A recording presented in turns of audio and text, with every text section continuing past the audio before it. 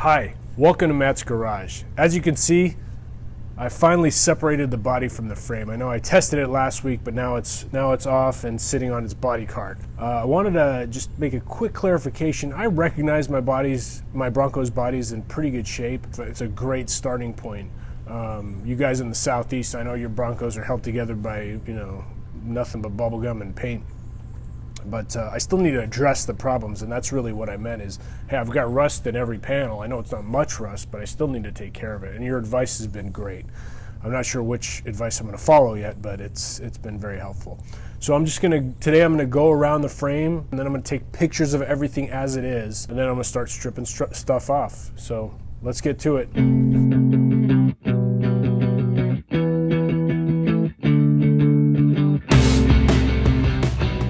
First thing I'm going to do is unbolt everything that's bolted on the frame.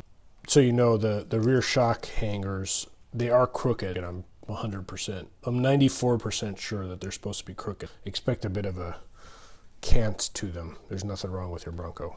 Moving on down the line, you've got where the fuel lines go in and all these little tabs and holders. You want to pop each one of those out before you do your surface prep. I'm not really sure what this hanger here is. Was it the original exhaust hanger? I'm not sure, so please leave me a note and let me know about that one.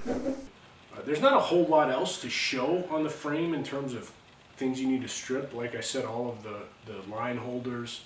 The hardest thing for me is really going to be the power steering arm, because from the pitman arm to the box and from the pitman arm to the tie rod, I have put pullers on there and it just will not break free. So I'm torquing down. I can see the tool deflecting.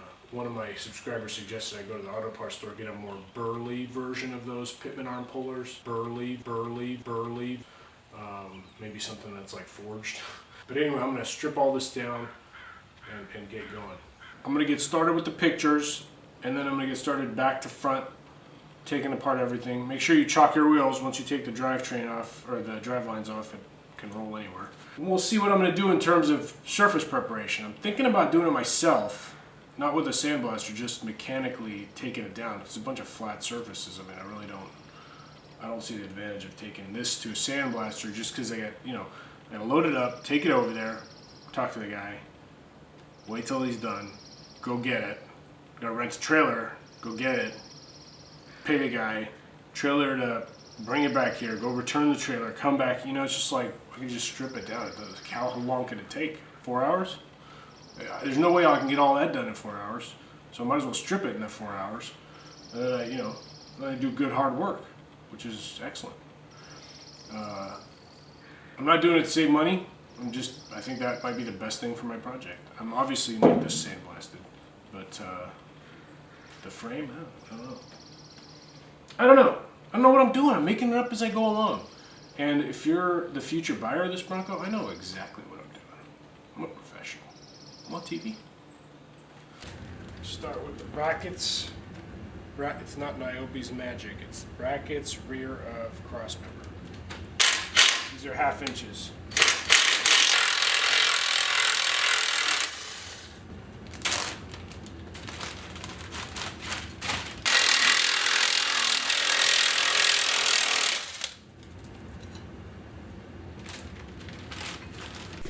In terms of baggie management, because one of you guys were asking about it, so like I had brackets rear crossmember and then and shocks, because it'll fit in the bag, and the shock, and I'll just put both. I'll put a rear shock bracket baggie and then a front shock bracket baggie, and I'll put that in there with those.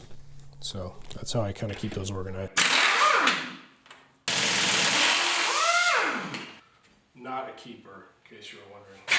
Once this is just an example, but once I finish bagging it, I'll just slip a piece of paper in the front of my bins and list every baggie and every content I put in it. That's for the house stuff, but I do the same for the car stuff. I don't know about you guys, but I have been waiting 2 seasons to kill this booger weld once and for all.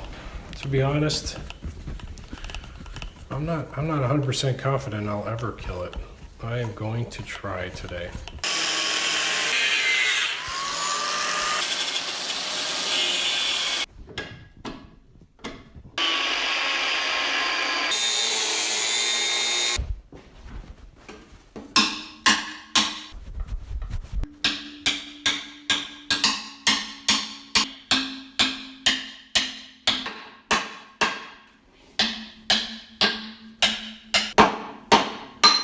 I hate you.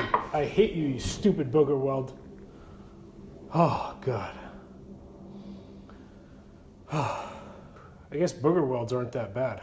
I mean, that took a lot of abuse. Hey guys, just want to show you one extremely no bueno situation. They had, the previous owner had put, not the guy I bought it from, but the guy before that, had put a 2.5-inch lift on it, and they hadn't extended the brake lines. Look at how tight this brake line is, and you can see, if I can zoom in here, it's cracking. So that's a big no-no. If you do a lift, extend your brake lines. It is a couple days later.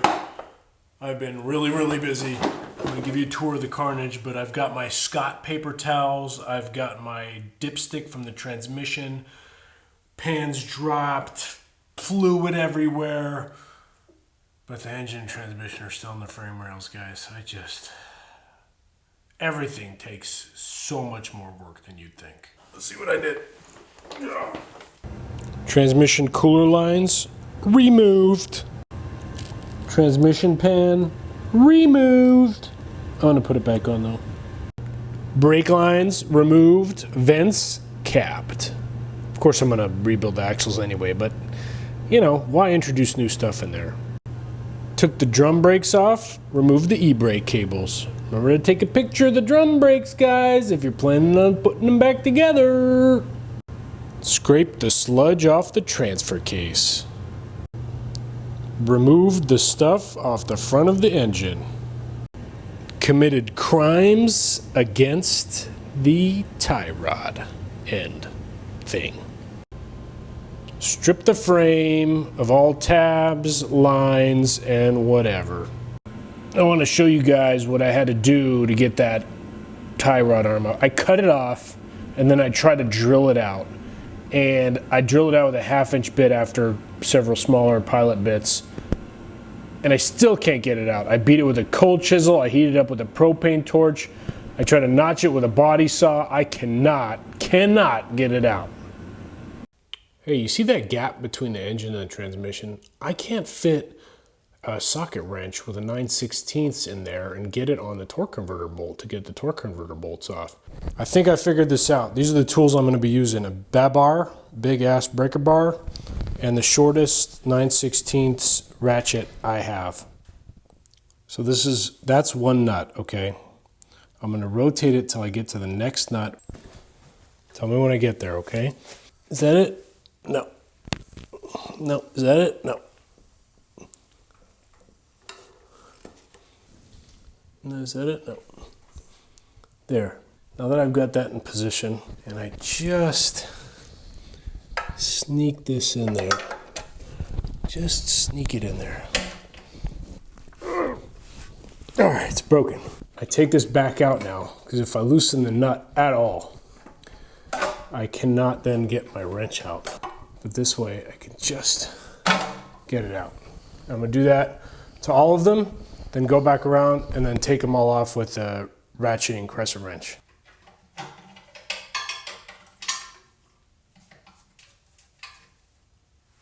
I pulled the chains from the body, and now I'm going to hook the chains up.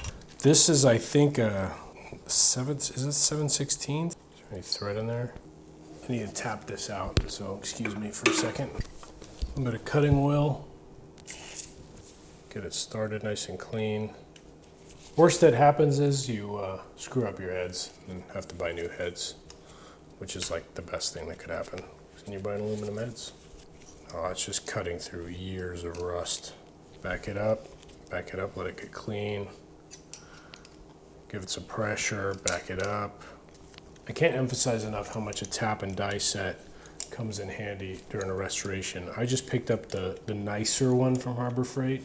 I haven't dulled any yet, so it's been good. And you want to chase every single thread, and you want to run every single nut that you're going to reuse through a die, because it's going to make your life a lot easier, and it's going to make your restoration that much better. Gunky. That's a technical term. Oh, it goes in so smooth, like butter. You don't have to torque these down. You just want good engagement, basically. They won't work themselves loose, I don't think. Don't quote me on that one. All right, I'm excited. I decided to take the valve covers off because I couldn't figure out a way to make it work without the chains hitting it. And I'm now lifting it up to try to test it out. I got everything out of the way. I pulled my engine stand out. I pulled my spare tire out to rest things on. And what I've realized is I made a big mistake, and that's that the front output yoke from the transfer case is catching on the cross member there, the support, the transmission support. I need to unbolt that so the whole thing comes off.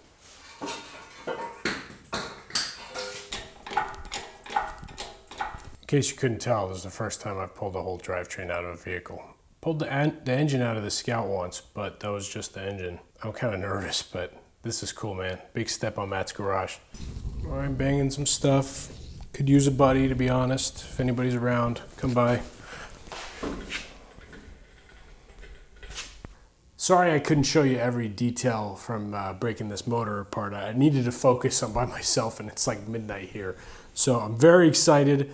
Got the motor off, got it split from the transmission. Yeah, a couple things got hung up. There's a little plate, the starter motor plate in between, and I forgot one bolt on there that got hung up, so it kind of bent up the plate. Nothing I can't bang back into place.